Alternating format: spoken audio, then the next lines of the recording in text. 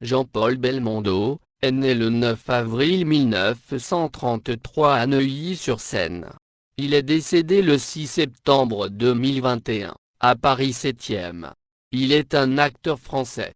Il a été également producteur de cinéma, et directeur de théâtre. Alternant, dans les premières années de sa carrière, des films populaires et de cinéma d'art et d'essai, avant de pencher nettement pour la première catégorie, sa gouaille de Titi parisien et ses cascades sans doublure, contribuent à en faire rapidement l'une des plus grandes vedettes du cinéma français. Champion du box-office, comme Louis de Funès et Alain Delon à la même époque, Jean-Paul Belmondo a attiré dans les salles, en 50 ans de carrière, près de 160 millions de spectateurs. Entre 1969 et 1982, il a joué à 4 reprises dans le film le plus vu de l'année en France, Le Cerveau, 1969, Peur sur la ville, 1975, L'Animal, 1977, La des As, 1982, égalant le record de Fernandel, mais pas celui de Louis de Funès. Il a tourné sous la direction de grands réalisateurs français, tels Alain Resnais, Louis Malle, Philippe de Broca, Henri Verneuil, Jean-Luc Godard, Claude Chabrol, François Truffaut, Claude Sautet, Jean-Pierre Melville, Claude Lelouch, Jean-Paul Rappeneau, Georges Lautner, Gérard Houry, Claude Zidi, Jacques Drey ou encore Alexandre Arcadi, ainsi qu'avec quelques réalisateurs étrangers comme Vittorio De Sica, Mauro Bolognini, ou Peter Brook. Un grand nombre de ces films sont devenus des classiques du cinéma français, comme À bout de souffle, 1960, Léon Morin, Prêtre, 1961, Un singe en hiver, 1962, L'homme de Rio, 1964, 100 000 $ au soleil, 1964, Pierrot le fou, 1965, Borsalino, 1970, Le Casse, 1971, Le Magnifique, 1973, ou Le Professionnel, 1981. À partir du milieu des années 1980, ces films attirent moins de spectateurs, tandis que la critique ne l'épargne pas. Il est moins présent au cinéma mais obtient cependant en 1989, le César du meilleur acteur pour son rôle dans Itinéraire d'un enfant gâté, distinction qu'il ne vient pas chercher. Il se consacre surtout au théâtre et acquiert en 1991, le théâtre des variétés qu'il revend en 2004. Au début des années 2000, des problèmes de santé l'ont contraint à se retirer du cinéma et des planches, si l'on accepte un film sorti en 2009. Pour l'ensemble de sa carrière, il reçoit une Palme d'honneur, au cours du Festival de Cannes 2011, puis un hommage lors de la cérémonie des Césars de 2017. Au cours de sa carrière, il travaille fréquemment avec certains acteurs et cascadeurs, parmi lesquels Charles Gérard, Michel Beaune, Pierre Vernier, Claude Carlier, Rémi Julienne, Gilles Delamarre, Henri Kogan, ou encore Maurice Aozel. Jean-Paul Charles Belmondo, né à Neuilly-sur-Seine.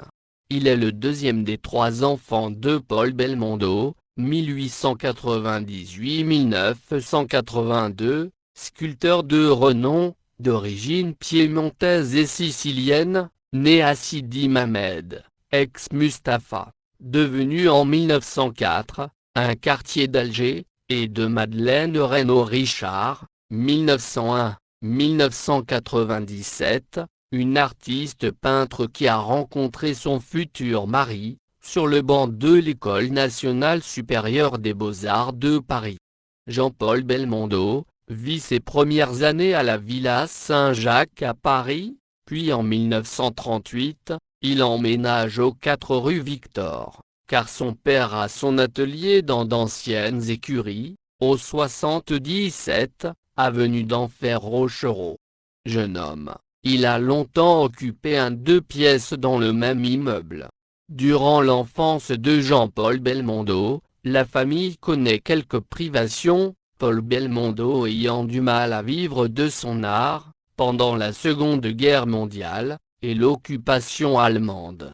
Inscrit dans les meilleures écoles de la bourgeoisie parisienne, école paroissiale de la rue Henri Barbus, école alsacienne, d'où il est rapidement renvoyé, école Pascal, lycée Louis-le-Grand, Henri IV et Montaigne. Jean-Paul Belmondo, peu enclin aux études, est un élève indiscipliné. Il découvre très jeune le plaisir du sport, le cyclisme, le football. Au lycée, il est gardien de but, puis la boxe, qu'il va longtemps pratiquer en amateur, et brièvement en professionnel durant son adolescence, avec 4 victoires, 4 défaites et un match nul. De cette passion pour la boxe il déclare, à 15 ans, après avoir écouté à la radio la victoire de Marcel Cerdan sur Tony Zal, je n'avais qu'une idée, faire de la boxe. Mais, pour boxer, il faut avoir faim et avoir la haine. Ce n'était pas mon cas. En 1948, il admire les femmes savantes dans une nouvelle présentation qui marquait les débuts de Denise Jans, dans la maison de Molière. À 16 ans, il est atteint d'une primo-infection de la tuberculose, et ses parents l'envoient dans le Cantal à Hanche. Dans le calme et l'air vivifiant, le jeune homme décide de devenir comédien. De retour d'Auvergne, malgré un avis défavorable du sociétaire de la Comédie Française André Bruno, il suit les cours de Raymond Girard et débute au théâtre en 1950, en interprétant La Belle au bois dormant dans les hôpitaux de la ville de Paris. Pendant 6 mois, Raymond Girard va l'aider à préparer le concours du Conservatoire national supérieur d'art dramatique, où il est recalé, mais admis en tant qu'auditeur libre en 1951. En janvier 1952, il repasse l'examen d'entrée mais échoue de nouveau. C'est seulement en octobre 1952, qu'il est enfin admis. Pierre Duc, dont il est l'élève déclare un jour, qu'avec la tête qu'il a, il ne pourrait jamais prendre une femme dans ses bras, car cela ne serait pas crédible. Ce professeur du conservatoire lui prédit un abonnement au second rôle. Jean-Paul Belmondo y reste 4 ans et y rencontre notamment la bande du conservatoire. Il se lie d'amitié avec Jean Rochefort, Jean-Pierre Mariel, Bruno Kremer, Pierre Vernier et Michel Beaune. Il participe également à des spectacles théâtraux, sous la direction de Michel Galabru. Avec Guy Bedos, il se livre sur la place du village, ou aux terrasses de café à des numéros de cabaret, en jouant des sketchs de Pierre Dac et Francis Blanche. En 1953, il fait la connaissance d'Élodie Constant, danseuse sous le nom de Renée Constant, qui devient sa compagne. Le couple mène une vie de bohème, ce qui n'empêche pas les 2 jeunes gens d'avoir une fille, Patricia, née le 3 septembre de la même année, morte le 31 octobre 1993, à 40 ans, dans un incendie. Les professeurs de Jean-Paul Belmondo continuent de ne pas tenir son talent en haute estime. En 1956, lors du concours de sortie du conservatoire, il interprète une scène de la pièce Amour et piano de Georges Feydeau. Le public l'acclame, mais le jury présidé par Marcel Achard lui fait payer sa désinvolture, et lui décerne un simple accessit, lui interdisant ainsi l'entrée à la Comédie Française. Les camarades de Belmondo le portent en triomphe pour le soutenir, tandis qu'il adresse un bras d'honneur au jury. L'acteur et enseignant au conservatoire, Henri Roland lui dit alors, « Le professeur ne t'approuve pas, mais l'homme te dit bravo. » En 1953, Jean-Paul Belmondo fait ses vrais débuts sur les planches dans deux pièces au théâtre de l'Atelier, Médée de Jean Anouilh, et Zamor de Georges Neveu, dans des mises en scène d'André Barsac. Le jeune acteur se réjouit de jouer dans une pièce d'Anouilh, pour laquelle il est par ailleurs crédité sous le nom de Jean-Paul Belmondo, mais la tragédie s'avère un échec public, ce qui conduira Belmondo à déclarer Médée est le premier bide de Jean Anouilh, et je joue dedans. En 1956, Belmondo joue dans le film Les copains du dimanche, une commande de la CGT qui met en scène un groupe de jeunes aviateurs. Il y croise plusieurs jeunes vedettes en devenir dont le jeune Michel Piccoli. Mais le film n'aura pas de sortie nationale sous la pression du syndicat des producteurs et ne sera montré que de façon confidentielle au printemps 1957, à Paris, puis les années suivantes gratuitement dans différents comités d'entreprise. Déçu du sort réservé au film, d'autant plus qu'il était convenu qu'il ne serait payé qu'au pourcentage des recettes en salle, il retourne sur les planches, où il interprète des pièces de Feydeau et de Georges Bernard Shaw. Sa carrière cinématographique débute vraiment avec un petit rôle, dans Sois belle et tais-toi, réalisé en 1958 par Marc Allégret. Belmondo y croise Alain Delon, également débutant. La même année, il est envisagé pour tenir l'un des rôles principaux du film Les Tricheurs après que Marcel Carné l'a remarqué dans Les copains du dimanche. Carné hésite cependant entre lui et Laurent Terzieff pour le rôle du protagoniste. Après une longue indécision, Carné finit par choisir Terzieff, qu'il juge plus crédible pour un rôle d'intellectuel. Il embauche cependant Belmondo pour tenir le rôle de l'un des acolytes du personnage de Terzieff, ce qui permet au jeune comédien d'apparaître régulièrement tout au long du film, et d'améliorer sa situation financière en touchant un bon cachet. Belmondo retrouve ensuite Marc Allégret pour les besoins du film Un drôle de dimanche, avec Bourvil et Daniel Darieux. Jean-Luc Godard, alors critique au Cahier du cinéma, juge le film exécrable, mais loue le talent de Belmondo en qui il voit le Michel Simon et le Jules Berry de demain. Godard l'embauche ensuite pour jouer dans son court-métrage Charlotte et son Jules. Belmondo inaugure ainsi une période de collaboration au mouvement dit de la Nouvelle Vague. Toujours en 1958, Belmondo est rappelé sous les drapeaux pour servir lors de la guerre d'Algérie, ce qui l'oblige à abandonner les représentations d'Oscar et l'empêche de post-synchroniser Charlotte et son Jules, qui sort avec la voix de Godard. Une fois démobilisé, il revient en France métropolitaine et se remet en quête de rôle, tout en décidant de se marier. Belmondo tient l'année suivante son premier rôle important dans À double tour, de Claude Chabrol. Le film connaîtra une carrière commerciale moyenne. Belmondo enchaîne avec un autre film de la Nouvelle Vague, À bout de souffle, de Jean-Luc Godard, qu'il considère comme moins important que celui de Chabrol.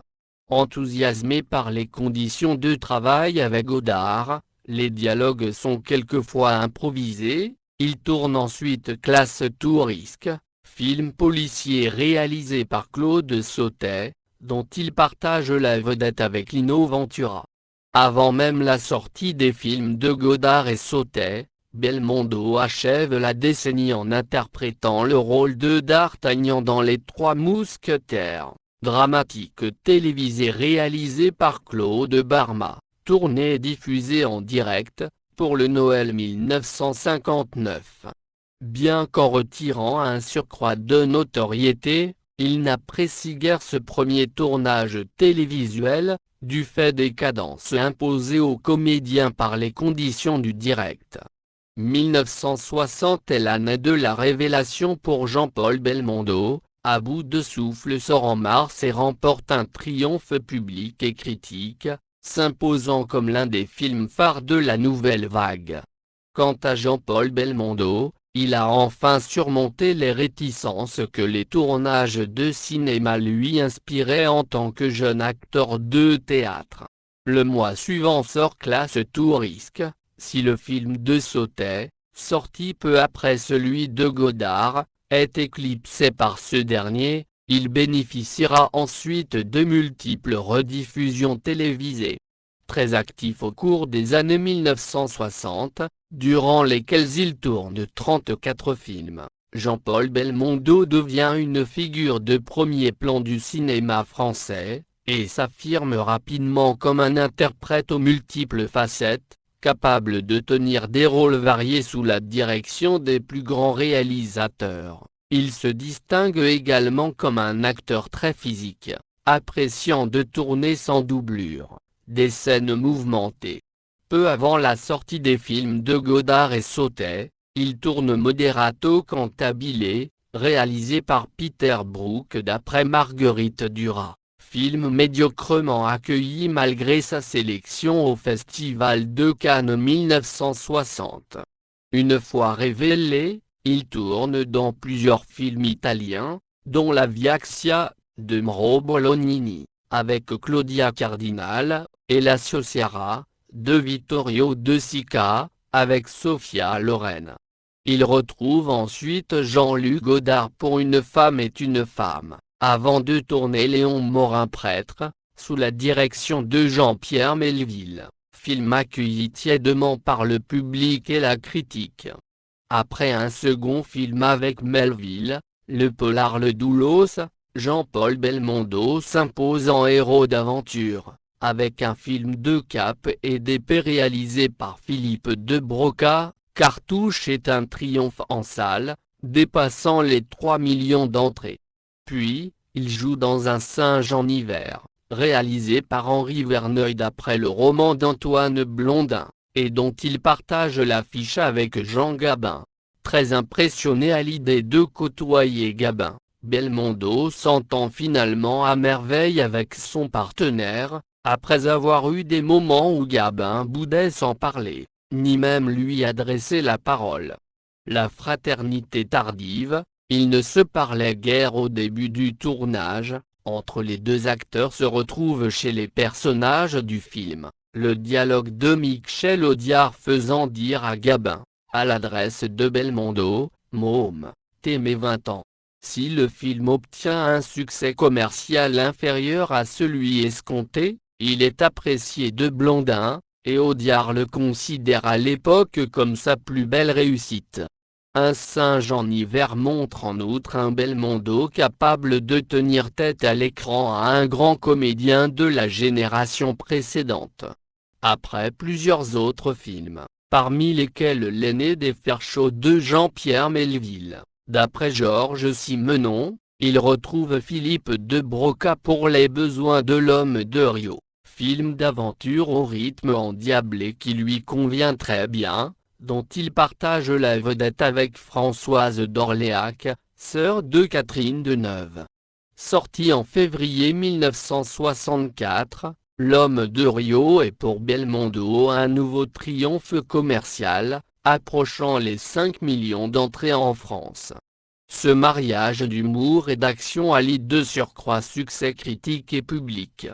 Le 5 novembre 1963, Jean-Paul Belmondo est par ailleurs élu président du syndicat français des acteurs. Les succès s'enchaînent, allant du film d'aventure, 100 000 $ au soleil, d'Henri Verneuil, au film dramatique, Week-end à Zuidcote, du même réalisateur. Il retrouve ensuite Philippe de Broca pour Les tribulations d'un Chinois en Chine, comédie d'aventure à grand spectacle. Sur le tournage, il rencontre et tombe amoureux de sa partenaire Ursula Andress, son épouse demandera le divorce l'année suivante et la presse internationale rend abondamment compte de la liaison entre les deux acteurs. Ils vivent alors dans une maison située sur l'île des Corbeaux, le long de la Marne. Puis il joue aux côtés d'Anna Karina dans Pierrot le Fou, 1965, qui marque l'apogée de sa collaboration avec Jean-Luc Godard, et remporte un succès à la fois critique et public. Jean-Paul Belmondo envisage à l'époque, poussé par Ursula Andress, de tenter l'aventure du cinéma américain. Ils y vivent pendant 6 mois, mais y renoncent finalement, ne se sentant pas à l'aise à Hollywood. Il alterne les œuvres de pur divertissement, comme Le Cerveau, de Gérard Houry, et les films plus sombres comme La Sirène du Mississippi, de François Truffaut. Ce dernier film, sorti en juin 1969, est médiocrement accueilli par un public sans doute déçu de ne pas retrouver l'image de héros positif et désinvolte, qui est en fait pour le succès de l'acteur au cinéma. Jean-Paul Belmondo achève la décennie en donnant la réplique à Annie Girardot dans Un homme qui me plaît, film de Claude Lelouch, qui ne rencontre pas son public. Il acquiert le surnom de Bébel, en lien avec le personnage Pepelle joué par Jean Gabin dans le film Les Bas-fonds, 1936, de Jean Renoir. Belmondo considérant que c'était un des plus beaux rôles du cinéma, son ami Hubert Deschamps s'amuse à l'affubler de ce surnom. À la suite d'une faute de frappe, Pepelle est devenu Bébel, et le surnom est resté. Adhérent au SFA-CGT, le syndicat français des acteurs, il en est le président de 1963 à 1966, succédant ainsi à Gérard Philippe, et à Michel Etcheverry. Jean-Paul Belmondo en septembre 1971, peu après la sortie du film Le Casse. Jean-Paul Belmondo entame la décennie 1970 avec Borsalino, film policier réalisé par Jacques Deray, dans lequel il partage la vedette avec son rival au box-office, Alain Delon. Le film remporte un triomphe commercial, approchant les 5 millions d'entrées. La collaboration Delon-Belmondo est cependant ternie par un procès opposant les deux acteurs à la sortie du film. Delon, producteur du film, ayant contrevenu aux modalités prévues en faisant figurer son nom 2 fois sur l'affiche, comme producteur et comme acteur. Belmondo obtient finalement gain de cause.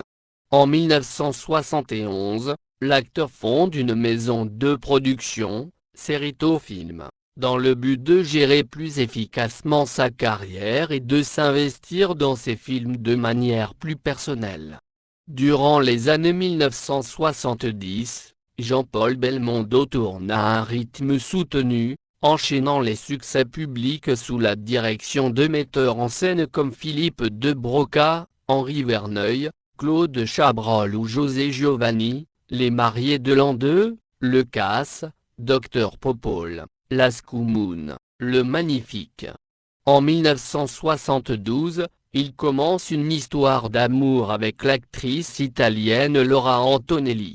En 1974, Belmondo connaît cependant une déception, en tant que producteur et acteur, avec Stavisky d'Alain Resnais, si le film, contrairement à ce qui a pu être dit, n'est pas un four commercial, il remporte un succès bien moindre que celui auquel l'acteur est habitué. Belmondo, qui apprécie Stavisky, vit de surcroît très mal l'accueil médiocre réservé au film et à son réalisateur, lors du Festival de Cannes 1974.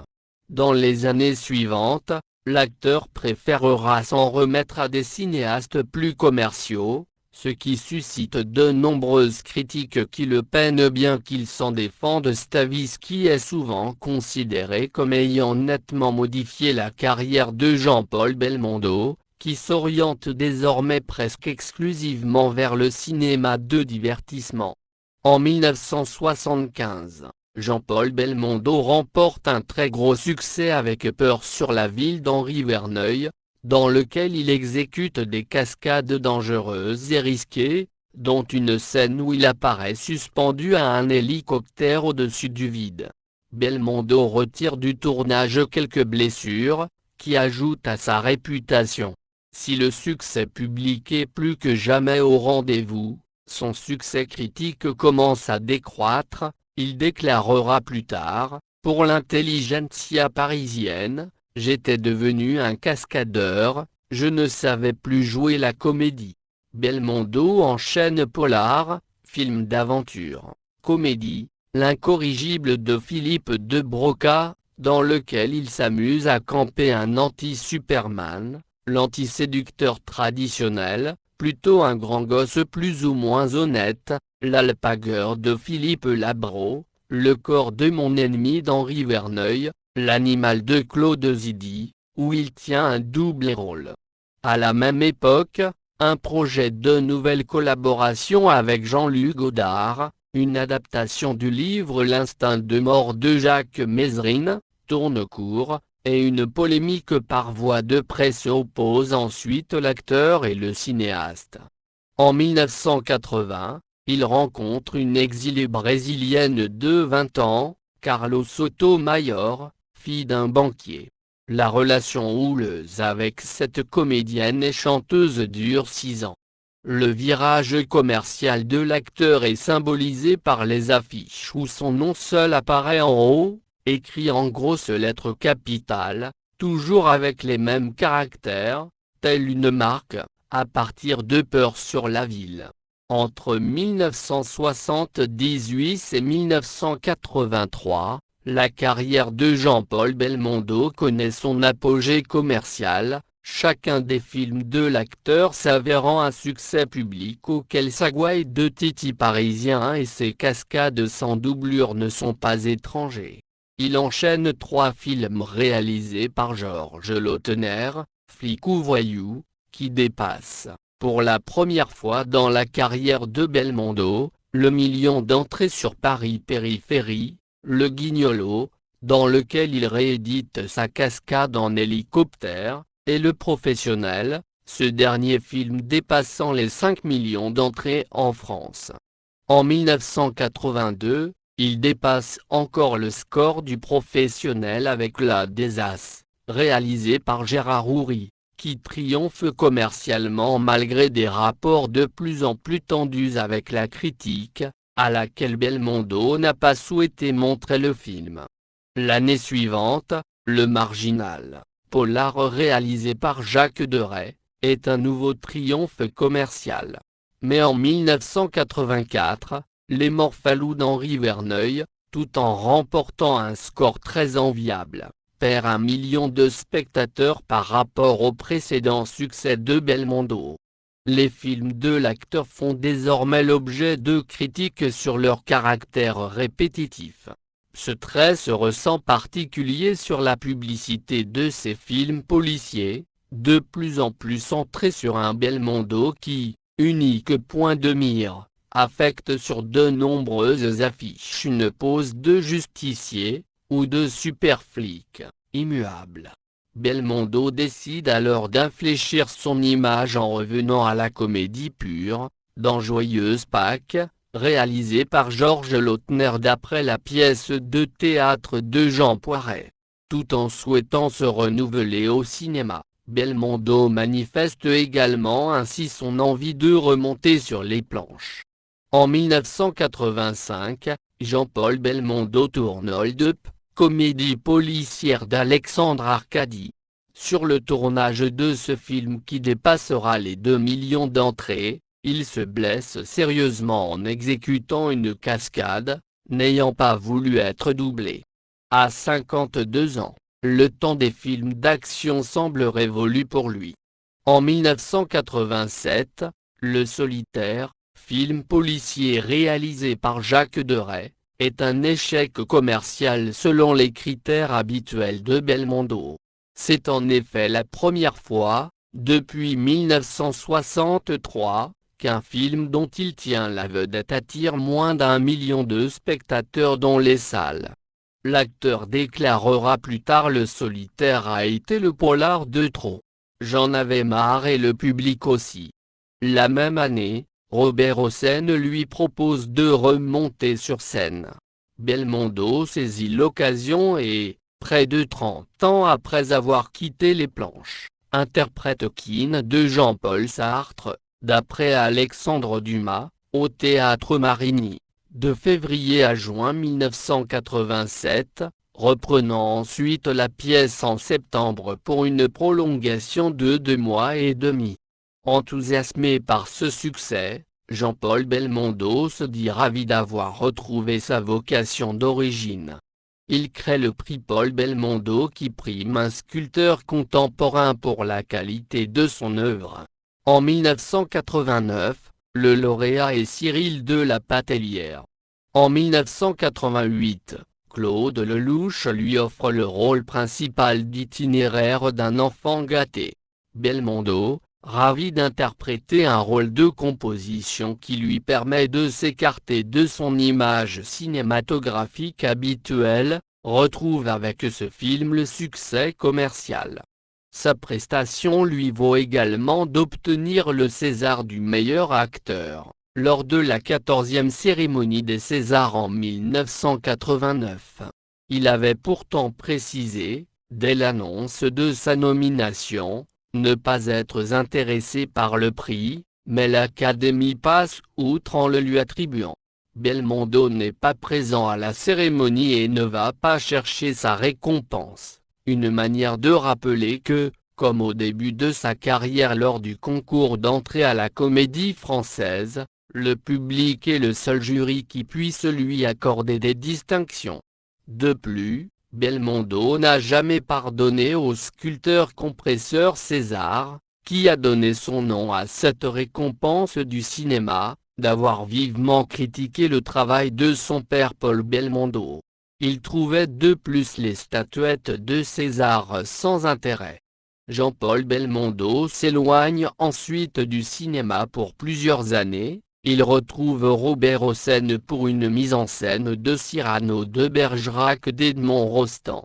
Le spectacle, joué à partir de février 1989, peu avant la sortie du film tiré de la pièce, interprété par Gérard Depardieu, remporte un grand succès, attirant plus de 200 000 spectateurs, et réalise en 1991 une tournée internationale, allant jusqu'au Japon.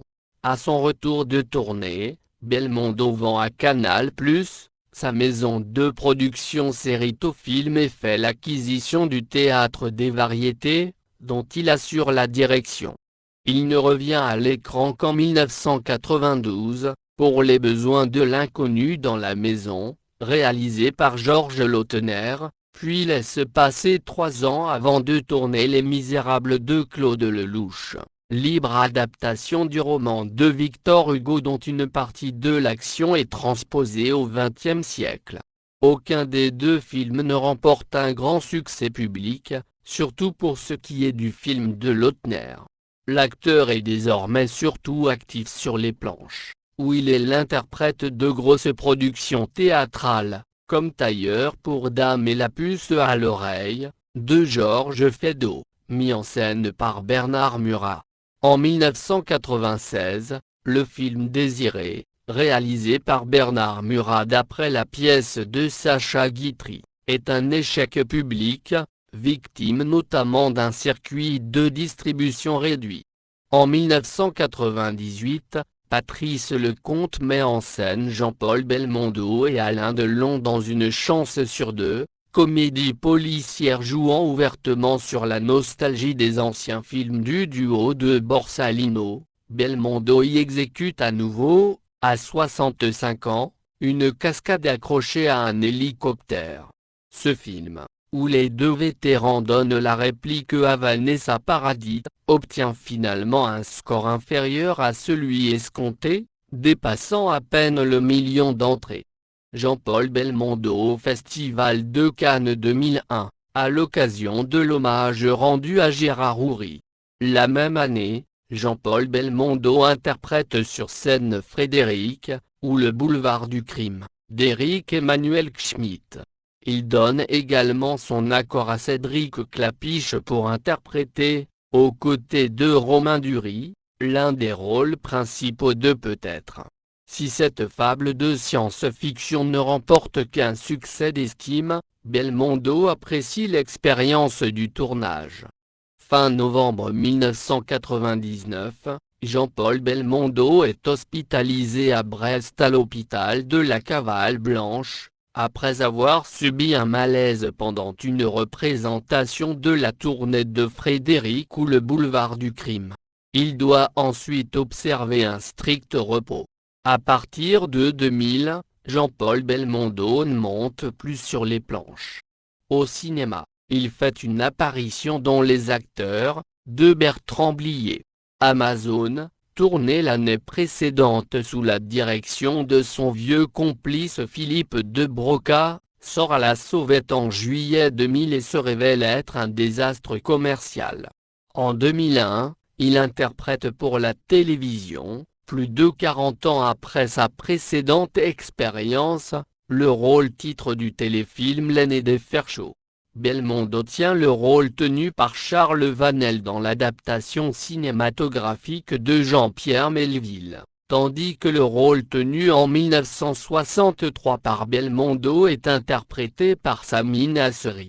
Le 8 août 2001, un mois avant la diffusion de L'aîné des Ferchaux, et alors qu'il se trouve en vacances en Corse chez son ami Guy Bedos à Lumio, près de Calvi, Belmondo est victime d'un accident vasculaire cérébral. Il est héliporté d'urgence à l'hôpital de Falconage à Bastia. Bien que son état soit jugé sérieux, un caillot ayant entraîné notamment une paralysie faciale du côté droit, il est transféré dans la soirée vers l'hôpital Saint-Joseph de Paris. Son accident de santé, qui le tient ensuite éloigné des plateaux comme des planches, est suivi d'une longue rééducation. L'adaptation pour la télévision du roman Le Lion de Joseph Kessel qu'il envisageait de tourner est finalement interprété par Alain Delon. En avril 2007, il est promu commandeur dans l'Ordre national de la Légion d'honneur. Il retrouve en 2008, après 7 ans d'absence, les plateaux de cinéma pour tourner, sous la direction de Francis Huster, Un homme et son chien. Ce remake de Umberto de Vittorio De Sica est un drame dans lequel il incarne un homme qui se retrouve du jour au lendemain à la rue. Le film n'est cependant pas un succès public. En 2011, lors du Festival de Cannes, il reçoit une palme d'honneur pour l'ensemble de sa carrière. Il apparaît au festival accompagné de Barbara Gandolfi. Un documentaire lui est consacré à cette occasion, Belmondo, itinéraire, avec une diffusion simultanée sur France 2 et sur La Croisette. Le 19 juin 2012, à Bruxelles, c'est pour l'ensemble de sa carrière qu'il reçoit la médaille de chevalier de l'ordre de Léopold en même temps qu'un coq de cristal. Claude Lelouch annonce en juillet 2012 le retour de l'acteur dans son prochain film Les Bandits Manchots, projet qui n'a pas abouti. Jean-Paul Belmondo en 2013, à l'enregistrement de l'émission Vivement Dimanche réalisée à l'occasion de son 80e anniversaire. Le 14 octobre 2013, un hommage est rendu à l'acteur lors de l'ouverture du 5e Festival Lumière de Lyon, avec la projection du film Un singe en hiver. L'acteur, accompagné de son fils Paul, est ovationné par environ 4500 spectateurs ainsi que par les invités comme Quentin Tarantino, Jean Rochefort, Pierre Richard, Jean-Pierre Mariel, Charles Gérard, Bertrand Tavernier. Le 9 février 2015, Jean-Paul Belmondo annonce sur RTL sa retraite définitive du cinéma et du théâtre. En avril de la même année, à l'occasion de ses 82 ans, il revient sur cette déclaration et confie aux Parisiens qu'il aimerait bien rejouer. En octobre 2015, il apparaît à nouveau en public lors de la soirée d'ouverture du Festival Lumière. Lors de la Mostra de Venise 2016, il se voit remettre des mains de la comédienne Sophie Marceau, le Lion d'or pour sa carrière. Le réalisateur polonais Jerzy Skolimowski est également récompensé. En février 2017, lors de la 42e cérémonie des Césars, un hommage est rendu par l'Académie des Césars à Jean-Paul Belmondo pour l'ensemble de sa carrière sous forme de montage vidéo rétrospectif. Dans ces dernières années, le projet d'un nouveau retour sur les plateaux de cinéma est évoqué, sans aucun aboutissement. En 2017, Fabien Antonian annonce Coup de chapeau, où l'acteur incarnerait un père enlevé de sa maison de retraite par ses deux enfants pour un dernier voyage entre Paris et l'Italie. Très avancé, le film est retardé puis annulé, n'ayant pas trouvé de distributeur, ni pu boucler le budget. Claude Lelouch annonce diverses idées au cours des années 2010, notamment en 2018, après sa suite à Un homme et une femme, une suite à Itinéraire d'un enfant gâté intitulée Itinéraire de deux enfants gâtés, et pour laquelle Belmondo et Richard Anconina donnent leur accord. Lelouch envisage aussi de réunir Brigitte Bardot et Belmondo dans un même film, pour s'offrir le retour de deux icônes au cinéma. Le 14 juillet 2019, il est élevé à la dignité de grand officier dans l'Ordre national de la Légion d'honneur. Le 19 septembre 2019, meurt l'acteur Charles Gérard dont il est très proche depuis leur rencontre en 1948, dans une salle de boxe, et leur passion commune pour le sport. Il lui rend hommage en ces termes: « Notre amitié sans faille était prioritaire sur les plateaux de tournage. J'aimais le sentir à mes côtés dans Flic ou Voyou et tant d'autres films. Oui, il était mon meilleur ami. Le plus important, celui de ma jeunesse. En un mot, il était mon pote. » Panneau annonçant le protocole des obsèques de Jean-Paul Belmondo, à l'Hôtel des Invalides. Jean-Paul Belmondo meurt le 6 septembre 2021, à son domicile situé au 39, quai d'Orsay dans le 7e arrondissement de Paris, à l'âge de 88 ans. Cercueil de Jean-Paul Belmondo à l'entrée de l'église Saint-Louis des Invalides. Dans les heures qui suivent cette annonce, plusieurs personnalités du monde politique et du spectacle lui rendent un hommage. Le président de la République, Emmanuel Macron, rend hommage à l'acteur à travers ces mots: « Il restera à jamais le magnifique. Jean-Paul Belmondo était un trésor national, tout en panache et en éclat de rire, le verbe haut et le corps leste, héros sublime et figure familière, infatigable casse-cou et magicien des mots. En lui, nous nous retrouvions tous. » Le soir même de sa mort, plusieurs chaînes de télévision bouleversent leur programme afin de diffuser des films dans lesquels Jean-Paul Belmondo a joué au cours de sa carrière. Le lendemain, la mort de Jean-Paul Belmondo fait la une de la presse européenne et internationale. Un hommage national lui est rendu le 9 septembre dans la cour des Invalides en présence de personnalités politiques, une dizaine de ministres, l'ancien président François Hollande, l'ancien Premier ministre Jean-Pierre Raffarin, et du monde du spectacle, entre autres Jean Dujardin, Bob Sinclair, Guillaume Canet et Marion Cotillard, Michel Drucker, Vladimir Cosma, Richard Anconina, Gilles Lelouch, d'un millier d'anonymes, et du président de la République, Emmanuel Macron, qui prononce son éloge funèbre. Quand son cercueil est repris pour se diriger aux Invalides, l'orchestre militaire interprète la Marseillaise et qui met, thème du film Le Professionnel, composé par Ennio Morricone, dans lequel Jean-Paul Belmondo a joué. Le soir même, son cercueil est exposé aux Invalides pour que le public puisse venir lui rendre hommage. Des milliers de Français défilent devant le catafalque. Le lendemain, ces obsèques se déroulent à l'église Saint-Germain-des-Prés en présence des proches et de la famille. La présence de grandes personnalités du cinéma français est remarquée, telles que celle d'Alain Delon, de Pierre Richard ou de Claude Lelouch. Après une multitude d'hommages et une cérémonie religieuse, le cercueil de Jean-Paul Belmondo est crématisé au crématorium du cimetière du Père-Lachaise.